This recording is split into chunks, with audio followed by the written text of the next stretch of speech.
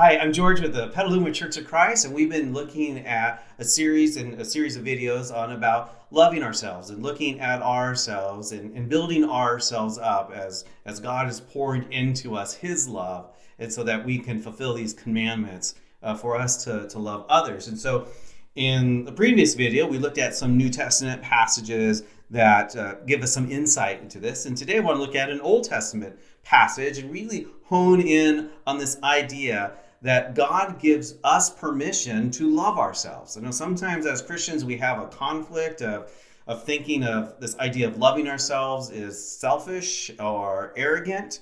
But the Bible gives us some different ideas about that, on us looking at ourselves and appreciating who we are, and then the love that God has put into us flows out and is given to others.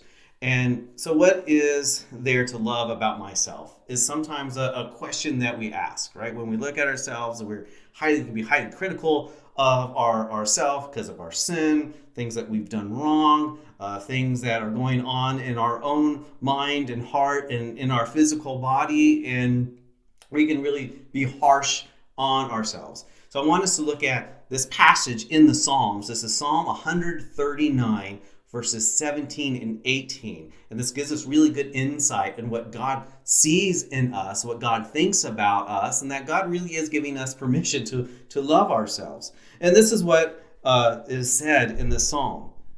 How precious also are thy thoughts to me, O God. How vast is the sum of them. If I should count them, they would outnumber the sand. And when I awake, I am still with thee. And so this passage is telling us all these thoughts that God has on each and every one of us.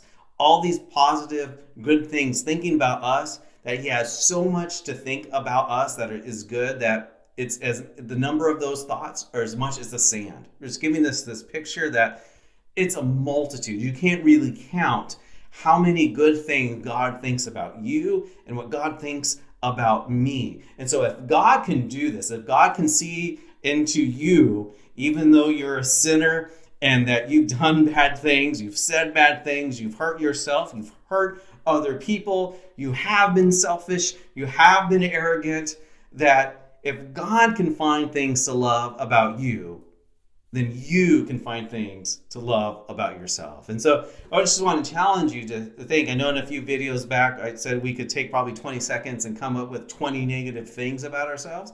But the challenge for you to is 20 seconds and try to come up with 20 things that you like about yourself that God can also see in you. Again, I'm George with the Petaluma Church of Christ. If you want to know more about what we're going to do in this series on liking yourself, about loving yourself, please subscribe to our YouTube channel so you can get notifications when we've posted a new lesson. Until next time, God bless.